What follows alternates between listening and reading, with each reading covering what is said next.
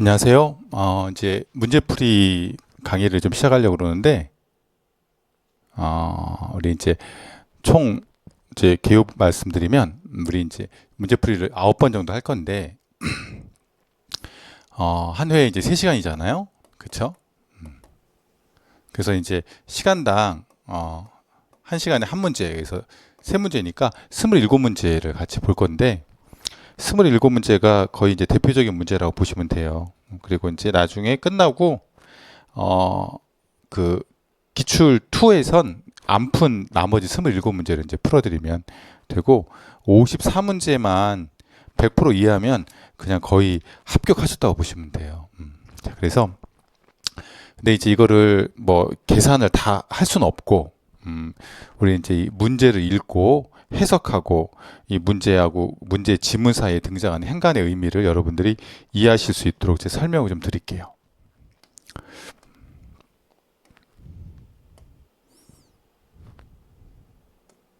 그렇죠. 자, 이제 우리 첫 번째 문제는 18의 1번인데 시간은 좀 지났는데 가장 그 전형적인 토지 건물에 대한 문제라서 이 부분 좀 살펴보도록 할게요. 자, 물음이 어, 주어진 자료를 활용해서 물음에 답하라고 했는데 여기 이제 물음 1이 날아간 거예요. 왜냐하면 이제 PDF로 굽다가 그러면 이제 밑에 보니까 여기까지가 토지에 대한 평가를 묻고 있는데 공시지가 기준법, 거래사례 비교법, 원가법, 수익환원법 이렇게 묻고 있죠. 예. 물음 5에서는 이 네 가지 방법에 의한 토지 가격을 결정했으면 네 가지 방법 중에서 어떤 방법으로 토지 가격을 결정하는 게 좋은지를 기술을 하고 건물은 그냥 원가법만 적용해 갖고 그래서 대상부동산 감정평가액을 구하라는 얘기는 건물은 원가법만 적용하니까 이거 두 개를 더해 가지고 물건별 평가액으로 결정하라는 얘기죠. 자, 이제 우리 대상부동산이 뭔지 한번 읽어볼게요. 이런 거 이제 다 이런 게 이제 저기 생략된 거예요. 오타나서 A시 B구 C동 197번지 돼 있고 평가 목적 일반 거래로 돼 있는데 여기에 이제 일반 거래라고 표현하기도 하고 그다음 시가 참고용 평가 이런 표현도 쓰기도 해요. 문제에서 두 개 같은 의미다 이렇게 보시면 돼요. 그래서 일반 거래나 시가 참고용이라는 표현이 등장하면 우리는 이제 기준 가치에 대해서 아무 얘기가 없더라도 일반 거래 목적으로 평가하는데 기준 가치는 100% 이제 시장 가치를 추계해달라는 의미예요. 네. 자, 토지에 관한 사항, 건물에 관한 사항부터 보겠습니다. 토지에 관한 사항부터 이제 보면 이 지역계획이라는 그 타이틀에 여러 가지 이제 문구들을 넣었는데 이 지역계획에서 제일 먼저 판단해야 되는 건 뭐냐면 여기 나와 있지만 무슨 지대라고 부르는 게 있어요. 지대라고. 이게 이제 소위 말해서 용도 지대인데 우리 이제 국계법에서 말하고 있는 용도 지역과는 다른 개념이에요. 예, 용도 지역이나 그다음에 용도 지구라는 게 있었는데 이건 공법상 제한을 말하는 거고 용도 무슨 지대다 이게 용도 지대라는 거는 그 주변을 둘러싸고 있는 표준적인 이용 상황과 그 주변의 이용 상황을 통칭하는 문구가 등장한단 말이에요. 그래서 여기서는 노선 상가지대 이렇게 돼 있고 노선 상가지대를 더 구체화하는 게 성숙한 노선 상가지대라는 거예요. 주로 이제 성숙한 노선 상가지대는 대부분 중로 또는 도로 조건이 중로변에 있든지 대로변에 있든지 이렇게 되겠죠. 저 안에 들어가 처박혀 있는 게 아니고. 자, 그래서 이제 읽어보면 평가 대상 토지는 주 간선도로와 연계되는 보조 간선 도로변에 소재하고 인근 지역은 현재 상권이 잘 형성되어 있는 성숙한 노선 상가지대다. 만약에 또 그러면 이거와 다른 또 용도지대를 표현하는 또 문구가 어떤 게 있냐면 성숙 중인 상가지대 이런 표현도 써요. 성숙 중인 상가지대. 또 다른 표현은 후면 상가지대 이런 표현도 써요. 요 용도지대라는 표현이 등장하면 어디를 먼저 살펴봐야 되냐면 표준지 공시지가 거래사를 선정할 때 같은 용도지대 거를 선정해야 되는 거예요. 그래서 성숙한 노선 상가지대를 무조건 골라야 되겠구나. 그럼 뒤쪽에 이제 표준지 한번 가보면 넘어가 보면요. 여기 있잖아요. 여기 이렇게. 그래서 그래서 뭐 성숙하지 않은 거라든지 성숙 중인 거라든지 뭐 이런 거 다 빼고 성숙한 것만 찾으면 되는 거예요. 그래서 앞에 있는 토지의 개왕에서 지역 개왕은 가격 자료를 찾을 때 같은 용도지대에 있는 가격 자료를 찾으라는 얘기다. 이렇게 보시면 되고, 두 번째 용도지역은 제3종 일반 주거지역 전면 도로 상태 이렇게 되어 있는데, 옛날 10년 전에는 무조건 도로에 폭을 줬어요. 그래서 여기처럼 남측으로 15m 도로, 우리 12에서 25m가 중로죠. 그렇죠? 중로. 동쪽으로 2m 정도의 골목길에 양면 접한 이렇게 되어 있는데, 2m가 자동차가 왕복을 못한다 그러면 우리는 새로 불러보죠. 그러니까 이 도로 조건을 준 거예요. 예, 중로 있고 뭐 세로 불이다 이렇게 준 거죠. 그 지목과 면적이 있고 형상과 고저가 있고 약 35제곱미터는 도시계획 시설 도로에 저촉된다 이런 표현이 있네요. 여기 중에서 465하고 35가 있는데 35가 이제 저촉되는 거예요. 자, 여기서 이제 보면 우리가 대상 토지의 특성 중에서 우리가 도시계획 시설 도로에 저촉되는 것들은 공법상 제한을 받는 건데 우리는 일반적으로는 465, 35 이렇게 해서 면적을 나눠 가지고 구분 평가하는 게 가장 일반적이에요. 가장 일반적인데 간혹 가다가 뭐 이런 시가참고용 같은 평가에서 보상 평가에서는 예외가 없어요. 보상 평가는 가장 예민한 평가이기 때문에 그냥 원칙대로 다 해야 돼. 그래서 이거는 465는 얼마, 30은 얼마에서 가격을 두 개 낸 다음에 전체 총계를 내면 되는데 이렇게 일반 거래나 시가참고용 평가에서는 35라는 게 전체 면적으로 보면 10% 미만이잖아요. 그럼 그냥 500을 평가하면서 35가 저촉돼 있다는 것을 여기에다가 개별 요인에서 반영해서 평가할 수도 있어요. 이건 이제 여러분의 선택 사항인데 어쨌든 35제곱미터는 일반적인 토지에 비해서 감가 요인이 있다 이렇게 보시면 돼요. 요거 가지고 이제 우리가 물음 1번에서 표준지 공시지가를 기준으로 가격을 산정하라 그러면 건물 평가는 일단 다음으로 미루고요. 그러면 이제 표준지를 선정 한번 해보는 거죠. 우리가 아까 3종 일반 주거지 제일 먼저 봐야 되는 거는 용도 지역부터 봐야 되고요. 그 다음에 이용 상황을 봐야 되죠. 이용 상황은 상업용, 업무용 돼 있는데 이렇게 노선 상가지대에 있는 경우에는 상업용하고 업무용을 이렇게 큰 무차별하게 보는 경우도 있습니다. 그렇지만 상업용이 있으면 상업용을 선택하면 되겠죠. 그 다음에 이제 아까 이 주위 환경을 먼저 봐야 되는데 저기 미성숙인 건 이건 안 되는 거죠. 그래서 그렇죠? 성숙주인 것도 안 되고 그 남는 건 이거밖에 없어요. 네, 그래서 표준지 고르는 거 이렇게 기호 3번 표준지를 선정하시면 되겠죠. 그 다음에 넘어와서 여기 보면 3종 주거지역이니까 주거지역에 집가변동률을 적용해야 돼.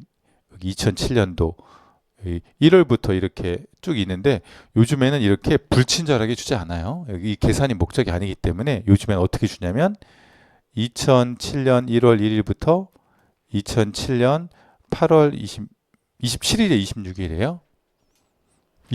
26일이죠. 네. 옛날에는 한여름에 시험을 봐서 그래요. 이렇게 해서 몇 %라고 이렇게 주니까 지금은 이렇게 단순 계산은 별로 하지 않습니다. 자, 그 다음에 이제 우리가 공시지가 기준법을 하다 보면 표준지를 선정한 다음에 이제 집값 시점 수정을 하고 지역 요인 비교를 하고 개별 요인 비교를 하고 이게 그 밖에 보정 이렇게 하잖아요. 그렇죠? 이걸 이제 쭉 따라가 보는 거예요. 표준지를 선정했고 지역 요인은 별 말 없지만 여기 뭐라고 표현되어 있냐면 이 표 중에 항상 여기 이렇게 인근이란 말이 있으면 지역 격차가 없다는 얘기를 지금 하는 거거든요. 지역 요인 비교는 할 필요가 없어요. 인근이란 말이 있으면 그냥 표준지 공시지가가 아니고 인근이란 말이 있을 때.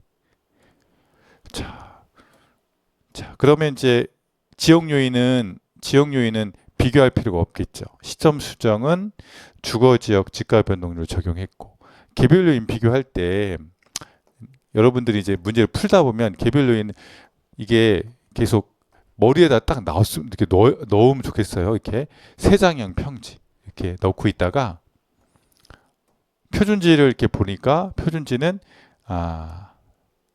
가장형 평지잖아요. 그러니까 다른 거는 여기 가장형이고 우리는 세장형. 형상에 대한 격차가 있나 보다. 그럼 형상에 대한 격차를 여기 보니까 형상에 대한 격차를 줬죠. 자, 그럼 여기 그 다음에 도시계획도로 저촉 여부에 따른 개별요인 비교표에서 저촉 부분이 0.85인데 보면 개별요인 비교에서 가로 조건, 접근, 환경, 행정, 획지, 그다음에 기타 이렇게 이제 결정할 건데 지금 형상은 여기 획지 조건에서 이제 들어가면 되고 여기 이제 저촉인 부분은 여기 행정용에서 반영하면 되잖아요.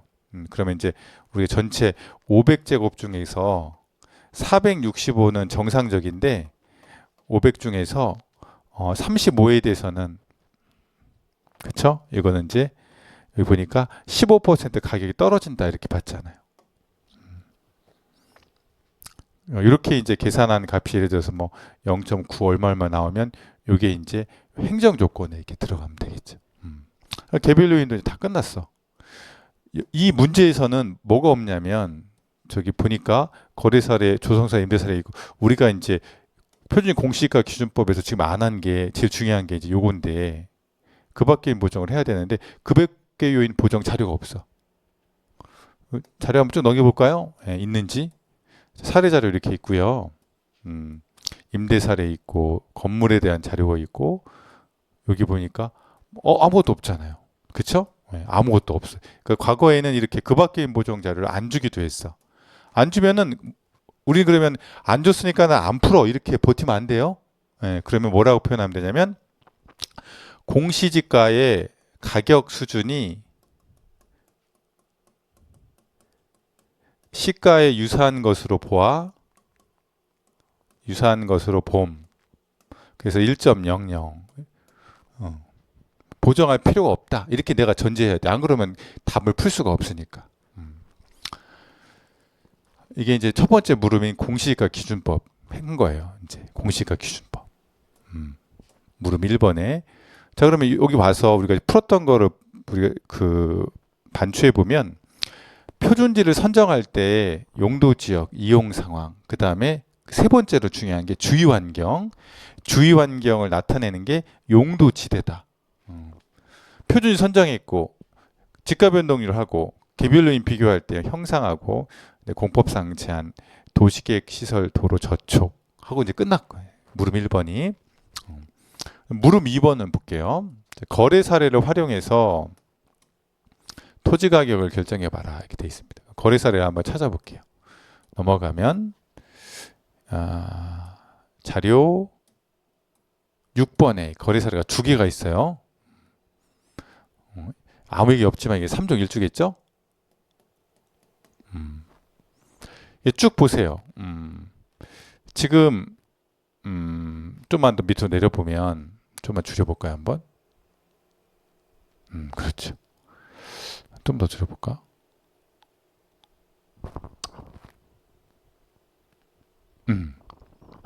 자, 여기 보면 거래 사례가 두 개가 있는데 정상 거래라고 돼 있고요.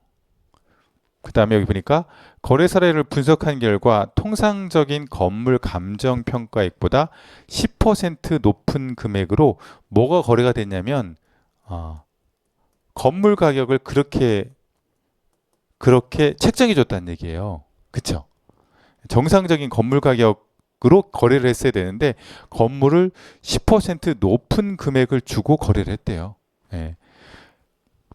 이걸 보고 이제 좀 확대해 보면 다시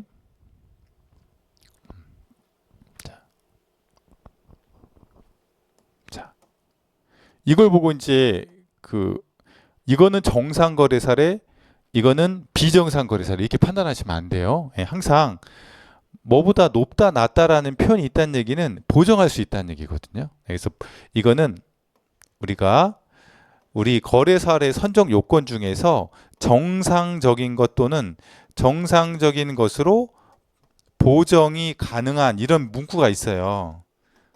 이 문구 때문에 그래서 사례 1번의 사례 특징 내용 가지고 사례 1번이 배제되는 건 아니에요.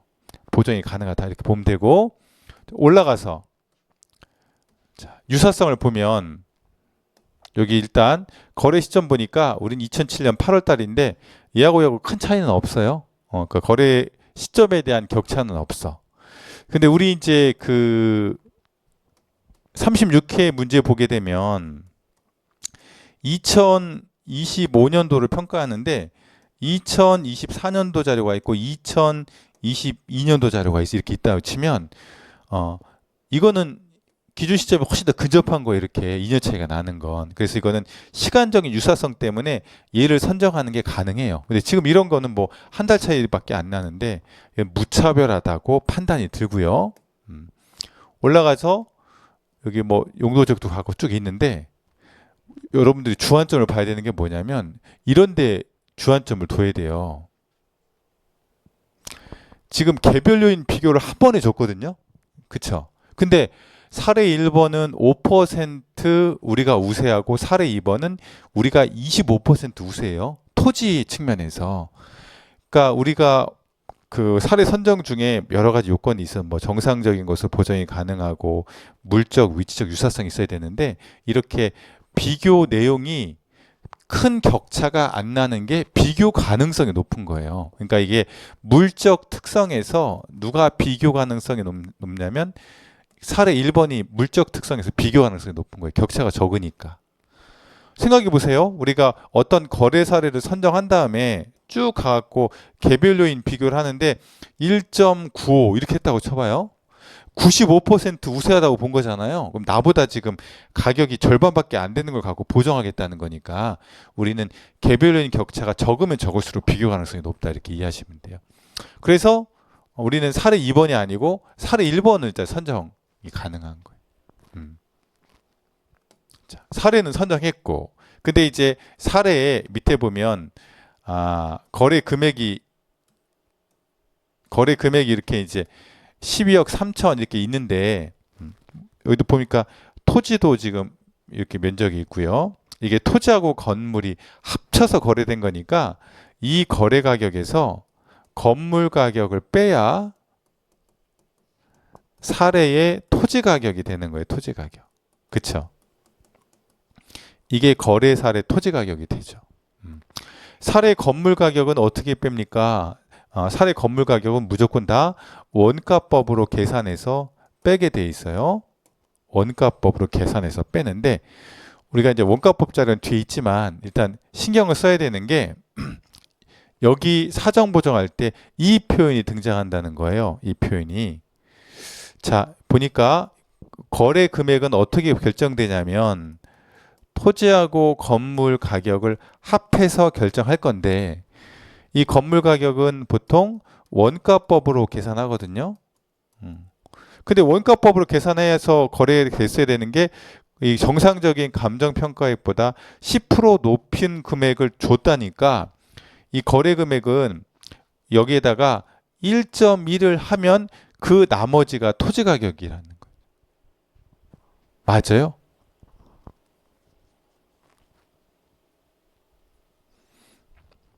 통상적인 건물 가격보다 10% 정도 높은 금액으로 거래된 것으로 판단됐으니까 이 건물 가격이 여기 원가법으로 평가한 것보다 1.1배 정도 된 금액을 거래 금액으로 쳤다는 얘기거든요.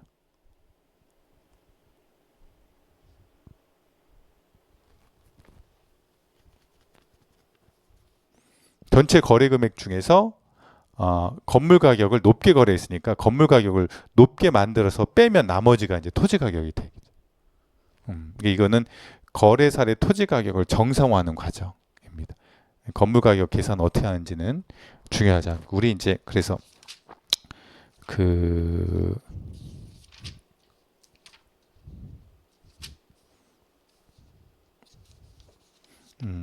우리 그 답안지에도 그래서 표현을 160페이지 보면 사례 토지 가격 12억 3,500에서 건물 가격이 정상적으로는 6억 9,800인데 그것보다 10% 높은 금액을 건물 가격으로 쳤다고 이렇게 계산이 된 거예요. 그렇게 건물 가격 계산하는 거는 이제 나중에 하더라도.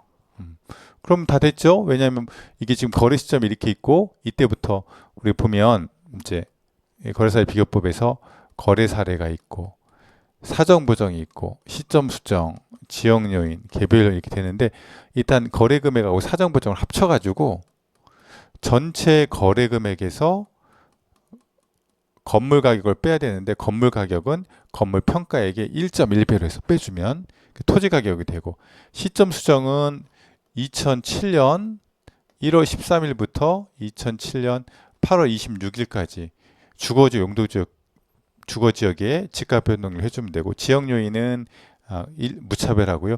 개별 요인은 그냥 아예 바로 이제 1.0으로 하고 줬으니까 바로 대입하면은 이제 거래사례 비교법이 끝나는 거예요. 자, 세 번째로 이제 구하라고 하는 게 여기 보면 조성 사례를 활용하여 토지 가격을 결정해 봐라 이렇게 돼 있습니다. 조성 사례를 활용. 그럼 이제 우리가 생각해 봐야 되겠죠? 너무 많으니까 지워버려야 되겠다. 원가법은 크게 두 가지인데 원가법은 본 토지에 직접 조성했든지 아니면은 다른 조성한 사례를 채택하든지 요거는 이제 그냥 비용만 쭉쭉쭉 다 더하면 되죠. 이렇게 소지 가격에다가 조성비 이렇게 하면 이제 토지 가격이 나오는데 이거는 주변에 이제 조성이 된 사례를 찾은 거잖아요.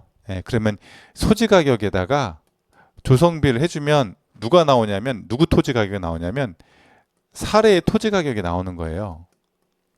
그쵸? 예. 잘 보세요. 사례 토지 가격이 나오면 자 이게 좀 다른데 원래의 그 원가법은 그 본 토지의 과거 역사적인 투입 비용을 더하는 거예요. 그게 원가법인데 이 조성 사례를 활용한다는 얘기는 내 토지 말고 옆에 있는 토지가 지금 조성된 거거든요. 그러면 옆에 있는 토지를 원가법으로 계산하면 그게 옆에 있는 토지의 원가법에 의한 토지 가격이 나오죠. 예. 그 사례 원가법에 의한 가격이 나왔어. 그거를 시점 수정, 지역 요인, 개별 요인 해가지고 결정하면 이게 이 결과를 뭐라고 부르는 거냐면 원가법에 의한 대상 토지 가격이라고 부르는 거예요. 그래서 원가법이 형식이 두 가지가 있는 거지. 보면 우리 본 토지의 조성비를 주든지 사례 토지의 조성비를 준 다음에 그 만들어진 원가법에 의한 가격을 비교 과정을 거쳐서 결정하면 이게 간접법에 의한 원가법이 되는 거죠. 자, 그럴 때 우리가 이렇게 시점 수정, 지역 요인, 개별 요인 이렇게 계산하면 무조건 거래 사례 비교법이라고 헷갈리시는 분이 있는데 요거는 그냥 비교 과정일 뿐이에요. 요 앞에 들어있는 자료가 거래된 자료면 거래 사례 비교법이고 요 앞에 있는 자료가 원가법에 의해서 결정된 가격이면 원가법으로 부르고 이게 이제 수익환원법으로 결정된 가격을 이렇게 비교했으면 결론적으로 또 수익환원법이라고 부른다는 거예요. 누가 그렇게 부르냐면 수험에서 그렇게 부르는 거예요. 실제로는 그렇게 안 써요.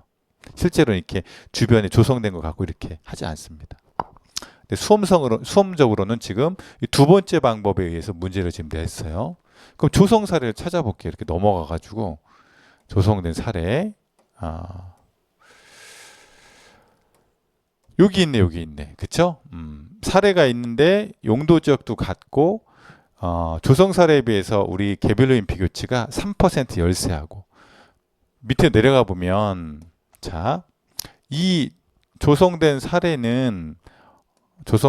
조성 이력이 좀 나와 있는데 여기 보면 토지 매입하고 조성한 거 전부 다 누구 자료냐면 사례 자료예요.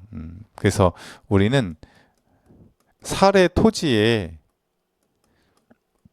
원가법에 의한 가격을 한번 내보는 거예요. 그럼 첫 번째로는 우리가 소지 가격 이렇게 부르죠. 소지 가격. 소지 가격은 이제 취득 가격을 말하는 거예요. 조성하기 위해서 9억 원에 샀대요. 9억 원에. 근데 우리는 원가법은 그냥 명목상 금액을 더하는 게 아니고 취득한 시점하고 공사비를 지출한 시점을 전부 다 시점 수정해줘야 돼요. 그러면 언제 토지를 매입했냐면 보니까 토지 매입 시점은 여기 보니까 2003년 1월 1일이잖아요. 그러면 이제 9억 원을 매입했는데 그 당시에는 9억 원이지만 언제부터 언제까지냐면 2003년 1월 1일부터 2007년 언제까지 해서 토지 가격을 보정해 줘야 되거든요. 그러면 여기 보정해 주는 기준 일자를 뭘로 정하는 게 보통 일반적이냐면 준공 시점으로 보통 잡아요. 준공 시점으로. 그럼 여기 보면 준공 시점이 2006년 1월 1일이잖아요. 그쵸? 2006년 1월 1일. 그러니까 이제 요거는 2003년부터 2007년이 아니고 6년까지 그냥 이렇게 보정하란 말이에요. 이렇게 준공 시점까지. 두 번째는 이제 공사비, 조성 공사비를 따져봐야 되는데 공사비가 뭐가 있냐면 공사비가 4억 원 정도 들었는데 4억 원을 착공하는 시점에 2004년도에 2분의 1을 지급하고 2005년도에 2분의 1을 지급했어요. 네, 그러면 이제 4억 원에 대해서 절반씩 지급했는데 이 첫 번째 지급한 2분의 1은 착공 시점부터 아까 기준 시점으로 잡은 준공 시점 2006년까지 2년 동안 시점 수정해주면 되는데 조심해야 되는 게 요 밑에 보니까 시장 이자율은 연 8%를 적용한다고 했거든요. 그럼 이제 여기 돌아가서 우리 원론적으로 돌아가서 원가법에서는 어떤 게 논점이었냐면 이게 토지를 취득하고 그 다음에 공사를 착공하고 준공하는 이 시간들이 필요한데 이게 취득하고 공사하는 시점까지 이렇게 1년의 시간 동안에 이 준공 시점까지 이렇게 금액들을 보내는 현가를 할 때 어떤 유를 쓰는가의 부분이거든요. 그래서 방법이 세 가지가 있다고 했잖아요. 이건 토지니까 무조건 지가 변동률을 계속 다 써야 된다 이렇게 주장하는 게 있었고 그게 아니고 투하자본 이자율을 계속 써야 된다 이런 의견도 있었어요. 그 다음에 뭐 투하자본 이자율을 계속 쓰다가 마지막에는 지가 변동을 써야 된다 뭐 이런 의견도 있었거든요. 그래서 이렇게 의견이 나뉘는데 이거는 문제에서 준 취지를 보고 계산하면 됩니다. 이게 이 세 방법 중에 뭐가 맞다는 건 정답은 없는데 문제에서 준 자료 보고 판단하시면 돼요. 자, 문제에서 뭘 줬냐면 그냥 이렇게 말고 그 입을 닦았으면 뭘로 했냐면 그냥 지가 변동률로 해도 돼요.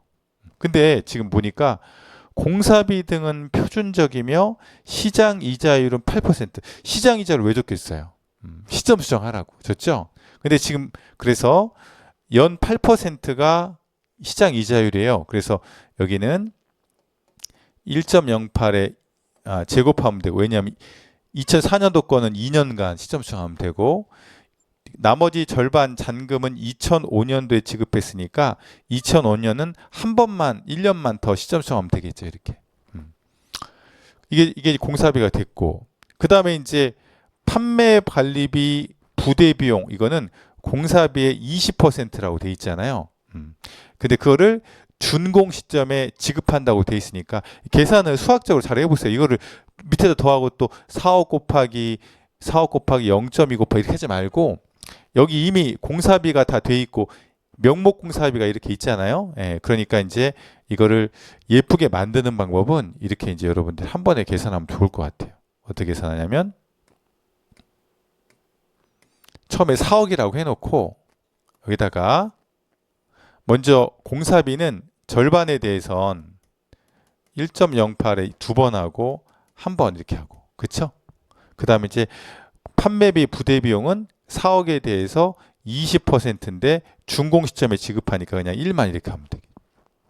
앞부분은 공사비를 해준 거고 뒷부분은 부대 비용 판관비를 해준 거예요. 이게 준공 시점에 공사비 등을 다 해준 겁니다. 그러면 2006년에 다 끝났으면 이때 뭐가 나오냐면 2006년까지 사례 토지 가격이 이제 나왔죠. 아까 이제 소지 가격에다가 공사비를 다 준공 시점까지 다 밀었을 때 가격이거든요. 이거는 2006년 1월 1일에 사례 토지의 원가법에 의한 가격이니까 이렇게 나온 가격이 A라면 A에 더해서 시점 수정, 지역 요인, 개별 이렇게 해주는데 시점 수정은 준공 시점인 2006년 1월 1일부터 2007년 8월 26일까지 해주면 되고 지역 요인은 1이겠고 개별 요인은 아까 여기 있었던 0.97 이렇게 집어넣으면 바로 이렇게 나오고 여기다가 이제 뭐도 집어넣어야 되냐면 면적 분의 1 이렇게 넣어야 되겠죠. 누구 면적이 들어가냐면 사례 토지의 면적이 들어가는 대상 토지 면적이 아니에요. 사례를 조성했을 때 가격이니까 여기 처음부터 여기에 그냥 구한 가격에다가 면적을 나눠 가지고 단가를 만든 다음에 쭉 가는 게 더 좋을 수도 있어요. 이게 이제 원가법에 의한 조성 원가법. 조성 원가. 원가법의 종류가 두 가지가 있는데 이건 두 번째 케이스다. 설명을 드렸고요. 물음 사바가 이제 임대 사례를 활용하라고 되어 있거든요. 임대 사례 한번 찾아볼게요. 임대 사례를 한번 찾아보죠.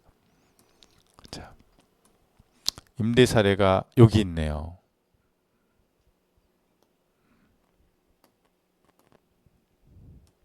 자, 임대 사례가 있어요. 사례가 하나밖에 없는 걸로 봐서 이건 적정한 사례인 거죠. 사례 적정성을 굳이 기술할 필요는 없을 것으로 보여요. 그럼 3종 1주에 또 3%밖에 차이 안 나고 쭉 나와 있는데 이거 보면 또 넘어가면 어떤 자료가 나와 있냐면 임대 사례에 대해서 여기 임대 사례 내역하고 최근 1년간 임대 내역 이렇게 나와 있어요. 최근 1년간 임대 내역. 그러니까 이것도 뭐냐면 사례가 주어졌으니까 사례를 가지고 뭘 구한 거냐면 사례의 수익 가격을 구하는 게 아니고 그러니까 조성 원가법은 좀 다른 게 원가법은 사례 토지의 원가법에 의한 가격을 구해 가지고 쭉 비교하는데 이거는 사례 수익 가격 중에서 뭐냐면 사례 토지의 순수익 사례 토지의 순수익을 추출해 갖고 와서 비교할 거예요. 임대 사례를 활용하는 건 토지의 순수익을 갖고 온다. 그러면 이제 우리가 수익환원법에서는 순수익은 토지의 순수익이 있고 건물의 순수익이 있거든요. 그러니까 지금 토지의 순수익만 구해야 되니까 전체 순수익에서 뭘 빼냐면 건물 귀속 순수익을 뺄 거예요.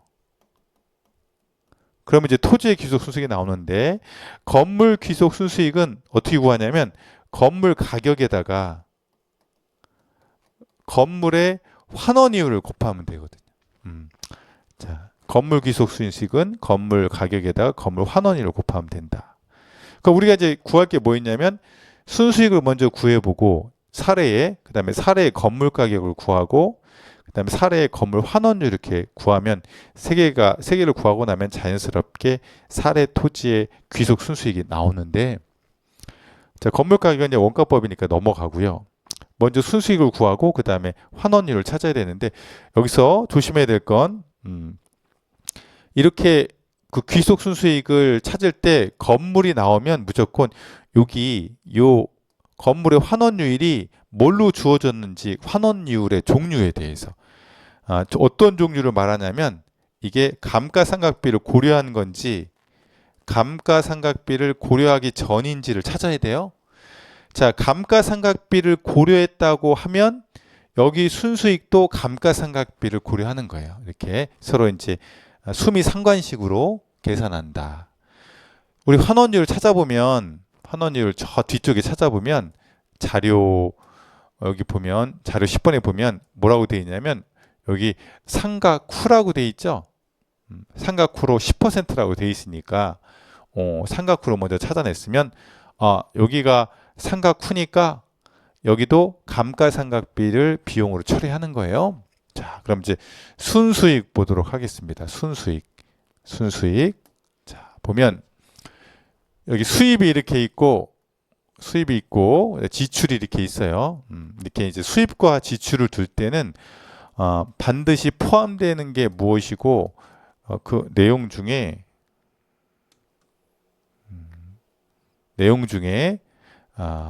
배제되는 게 무엇인지를 묻는 거예요. 이렇게.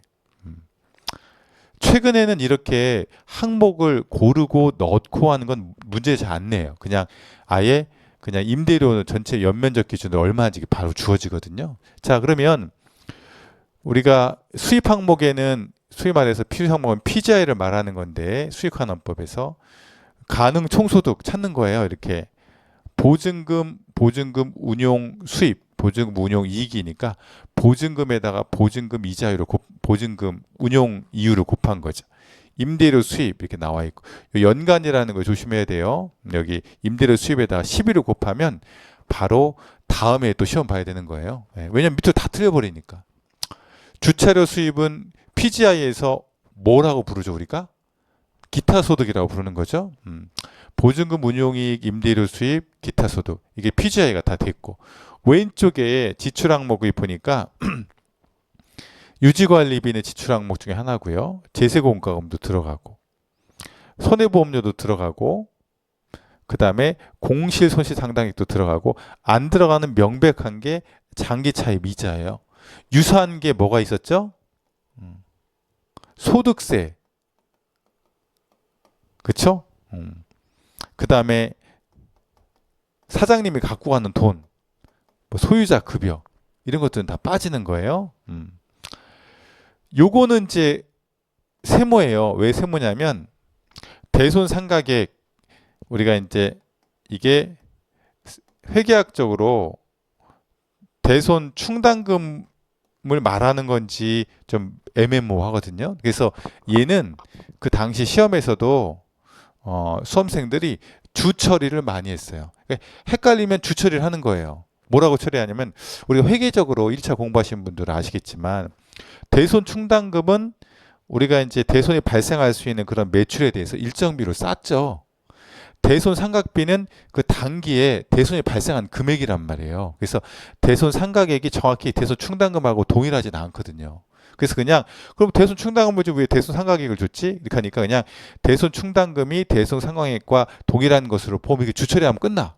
아무 의미도 그냥 대손 충당금이 아니니까 대손 충당금이 아닌 대손 상각액은 제외 이렇게 써도 괜찮아. 주처리만 하면 되는 거예요. 그러니까 이건 세모고 안 되는 거 이거 하나 이거 제외했죠. 여기 밑에 손해보험료는 소멸성이라고 주어진 이유는 손해보험료가 소멸성이 아닌 거는 또 빼줘야 되니까. 자, 여기 보니까 감가상각비는 별도 계산을 요함이라고 되어 있는 이게 사실은 원래는 주어지지 않았어야 되는 거예요. 왜냐하면 저쪽에 그 상각후 환원이율이 있기 때문에 감가상각비는 당연히 빠지는 걸 당연히 감가상각비 여기다 넣어야 되는데 여기는 별도로 넣으라고 이렇게 힌트를 준 거거든요. 그래서 이제 여기는 감가상각비를 구하는 방법은 크게 두 가지예요. 건물 가격을 현재 가격을 구한 다음에 곱하기 남아있는 연수로 잔존 연수분해 이렇게 해도 되고 아예 그냥 건물의 제조달 원가를 구한 다음에 곱하기 전체 내용 연수분해 이렇게 해도 상관없어요.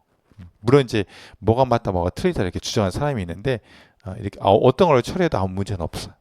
그래서 여기 수입 항목, 지출 항목에서 적정한 지출 항목을 수입에서 빼면 뭐가 나오냐면 이제 드디어 순수익이 나온 거거든요. 네. 거기에서 이제 아까 건물의 가격에다가 건물의 환원율 이렇게 곱하면 사례, 임대 사례, 토지 순수익이 나온 겁니다. 토지 순수익이 이게 사례에 토지 순수익이 나오면 거기다 시점 수정, 지역 요인, 개별 요인 이건 이제 곱하기 면적 분해를 했겠죠. 이렇게 하면 이제 뭐가 나오면 이게 사례 우리 대상 토지에 토지의 순수익이 나오는데 여기다 이제 R을 나눠버리면 R은 토지의 R이거든요. 그러면 토지 수익 가격이 나와요. 그러니까 이게 큰 틀에서 임대사례의 수익 가격, 임대사례에서는 뭘 추출하는가? 임대사례 토지 수익 가격을 추출하는 게 아니고 임대사례 토지의 순수익을 추출해 갖고 와서 쭉 해서 순수익을 구한 다음에 순수익을 토지 환원율로 바로 나눠버리면 토지 수익 가격이 나와요. 그러니까 항목이 전부 다 작은 배점들이 있어요. 그러니까 예를 들어서 뭐 대소상가격을 처리하는 주처리, 장기 차입금 이자를 빼는 거, 감가상각비를 포함시키는 거, 이런 것들이 전부 항목 하나당 1점에서 2점씩 들어가 있어요. 이렇게. 이게 이렇게 해서 토지 가격을 이제 다 구했죠. 그 다음에 이제 마지막으로 구하라는 게 건물 가격인데, 자, 건물 가격, 건물 내용을 좀 보겠습니다. 구조가 이렇게 있죠. 철근 콘크리트죠. 그 층수가 있고 이용 상황이 있고 면적이 이렇게 있죠. 준공일자가 있죠. 준공일자가 나오면 항상 조심해야 되는 게 이게 이제 완공일자가 주어졌는지를 봐야 돼요. 무슨 얘기냐면 물리적으로 다 지은 거는 완공이라고 부르고 비로소 사용하는 거를 준공이라고 부른단 말이에요. 완공하고 준공 사이가 1년 텀이 발생하는지를 확인하셔야 돼요. 그래서 1년 이상 지났다 그러면 완공으로 소급해서 감가를 게시하면 됩니다. 자, 여기 작은 논점, 증축을 11층은 60제곱미터 했는데 구조도 다르죠. 구조도 달라요. 증축 일자가 2003년 5월 3일입니다. 그러니까 증축 부분은 제조달 원가도 다르고 그 다음에 잔존 연수가 달라지는 거. 원래는 이제 이 내용 연수에 따라서 전체가, 근데 여기 보니까 몇 년이 지났냐면은 플러스 만으로 해서 6년 정도가 경과했거든요. 그러면 이 증축된 부분에 전체 내용 연수는 어떻게 되냐면 경과 연수 6년에다가 누구냐면 기존 부분에 10층까지의 잔존 연수를 더하면 그게 전체 내용 연수가 되겠죠. 내용 연수 조정. 증축 부분의 전체 내용 연수는 증축 부분의 경과 연수 플러스 기존 부분의 잔존 연수를 더한다. 이게 이제 하나의 논점인 거죠. 그다음에 보세요. 건물의 총 공사비가 6억 7천이 들었는데 이 중 5천만 원은 기초 터파기 공사 시 예상치 못한 집안 안반 논출로 제거한 소요된 편이니까 예상치 못했다는 얘기는 5천만 원은 정상적인 공사비가 아니라는 얘기예요. 그래서 이제 실제 든 비용은 6억 2천만 원 정도 들었겠죠.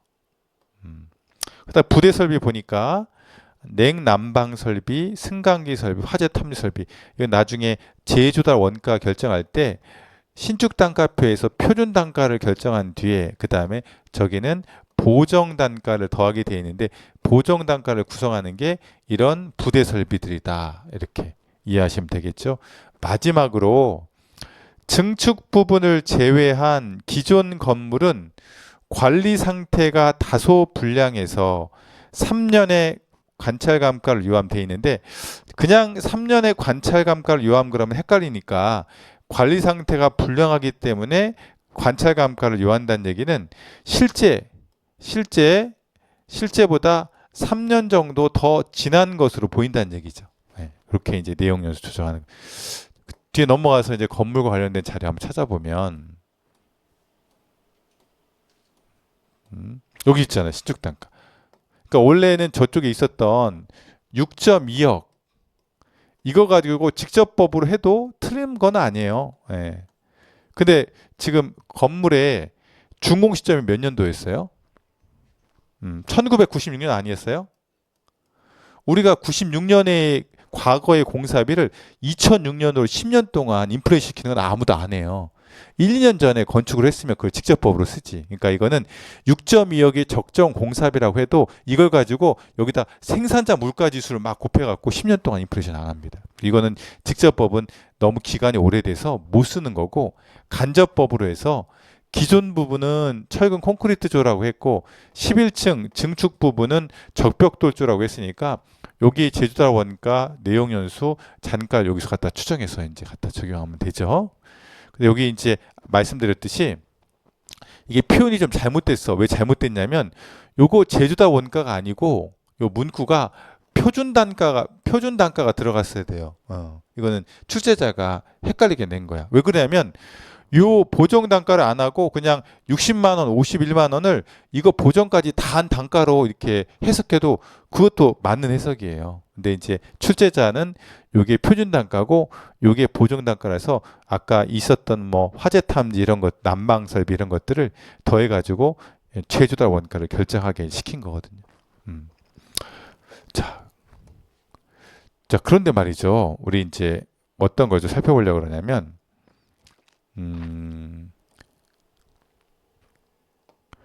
여기 보니까 12층 미만은 주차 타워가 이만큼 들고 12층 이상은 이제 이렇게 1억 8천 정도 주차 타워가 있거든요.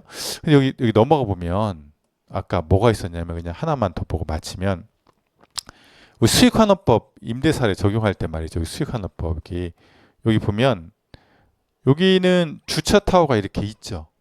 요 주차 타워가 있어갖고 요거 아까 뭐냐면 우리가 사례 토지 귀속 순수익 구할 때 순수익에서 건물 귀속 순수익을 뺐단 말이에요. 건물 귀속 순수익은 건물 가격에다가 건물 환원율을 이렇게 곱했죠. 여기 건물 가격 구할 때 원가법을 구할 때 여기 주차 타워가 있으니까 얘는 이제 주차 타워가 제조달 원가를 구성하겠죠. 근데 우리는 얘는 13층이니까. 근데 우리는 몇 층이에요? 11층이잖아. 11층. 그쵸? 11층이고 우리의 저 11층에 대해서 여기 승강기는 있는데 우리는 뭐가 없냐면 주차 타워가 없어요. 그쵸? 그래서 나중에 혹시 요 임대 사례를 기준으로 한 수익 가격이 우리가 생각했던 다른 평가 방법에 의한 가격과 많이 다르다 그러면 어떤 내용을 쓰시면 되냐면 요 임대 사례는 우리랑 규모가 달라서 주차 타워를 운영해서 그래서 이게 수익을 배분하다 보면 우리랑 큰 차이가 발생할 수 있다 해서 유사성을 이유로 얘를 배제할 수 있는 근거는 되는 거예요. 만약에 굳이 나중에 숫자를 계산해보면 실제로 잘 안 맞아. 그래서 저도 그날 계산기를 한번 쳤는데 이 결과하고 나머지 결과하고 차이가 너무 많이 나가지고 계산기를 한번 더 친 기억이 있어요. 내 생각에는 이거는 사실 논점이 아니었는데 출제자가 숫자를 잘못 놓다가 이 계산 결과가 크게 차이나게 실수한 거로 그게 이해됩니다. 왜냐면 제가 출제한 사람한테 이거를 갖고 가가지고 왜 이렇게 숫자가 많이 차이나요 그랬더니만 그게 많이 차이 났어? 이렇게 저한테 답을 했어요. 그게 뭐냐면 이제 본인이 계산기 할 땐 이렇게 했을 때 계산이 비슷하게 됐었던 것으로 이제 본인은 기억하는 거죠. 그래서 이제 우리 이 내용 가지고 그 답안지 한번 눈을 같이 봐요. 159페이지 한번 열어보세요. 159페이지. 유형별 기출 문제 159페이지. 자, 공시지가 기준법 1번에서 일단은 그 도로 조건은 2m는 세로불이기 때문에 15m 중로 세로불에서 중로 각지가 아니고 중로 한 면 도로 조건 됐고 비교 표준 선정에서 기호 3번은 왜 기호 3번이 됐죠? 성숙한 상가지대, 노선 상가지대 때문에 기호 3번이 됐어요. 시점 수정해줬고 개별 요인 비교해줬는데 개별 요인 항목 보면 숫자 중에서 오른쪽에 500분의 460원은 정상적인데 500분의 30원은 저촉이기 때문에 0.8을 곱했어요. 됐죠? 개별 요인. 자, 넘어가서 거래사례 비교법. 왜 사례 1번을 골랐냐면 사례 1번의 개별 요인 비교치가 훨씬 적기 때문에 고른 거예요. 비교 가능성이 높다고 보고 사례 2번은 1.25인가 그랬잖아요. 개별 요인 격차가.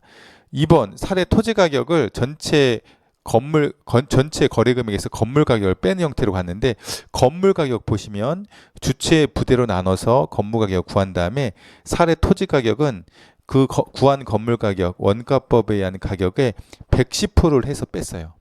거래 당시에 그렇게 인정했기 때문에. 근데 어떤 분들이 간혹 가다가 헷갈려 가지고요. 지금 10% 높게 감정 평가한 금액보다 10% 높게 건물 가격을 쳐줬다 이렇게 표현하니까 이게 사정보 정치라서 이게 10%만큼 줄여야 되니까 이거를 이제 110분의 100 이렇게 곱해갖고 역으로 생각하시는 분이 있다고요. 그게 아니고 거래 금액에 건물 가격을 10% 정도 더 높게 쳐줬다 이겁니다. 그래서 그 부분을 헷갈리시면 안 될 것 같아요.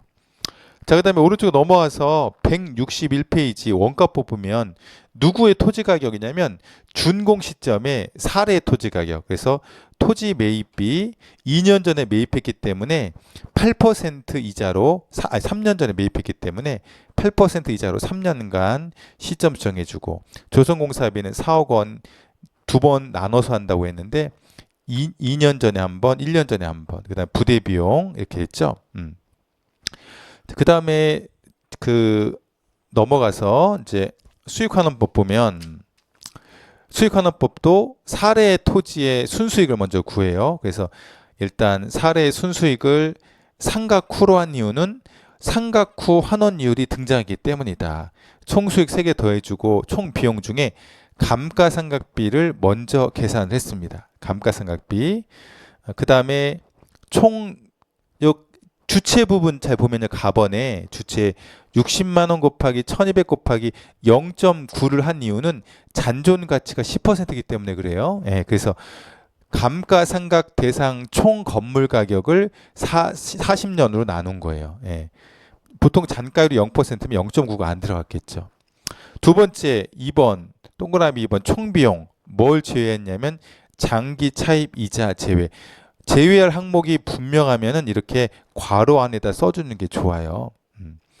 그래서 양바로 3번 사례 토지의 상각후 순수익을 구한 다음에 그 다음에 거기에서 건물 귀속 순수익을 구하려고 사례 건물 가격을 주체 부대로 나눠서 구한 다음에 거기에 건물의 상각후 환원율 10%를 곱해서 건물 귀속 순수익을 구한 다음에 전체 순수익에서 빼주면 오른쪽 페이지 163페이지에 1448000이 사례 토지의 순수익 그거를 면적 550 사례 토지 면적으로 나누면 사례 토지의 귀속 순수익 원 단가로 나눈 거죠. 거기에 이제 시점 수정, 지역 요인, 개별 요인 이렇게 해가지고 25,000원 구한 다음에 거기에 토지 환원율로 나누면 31만 9천원 나왔어요.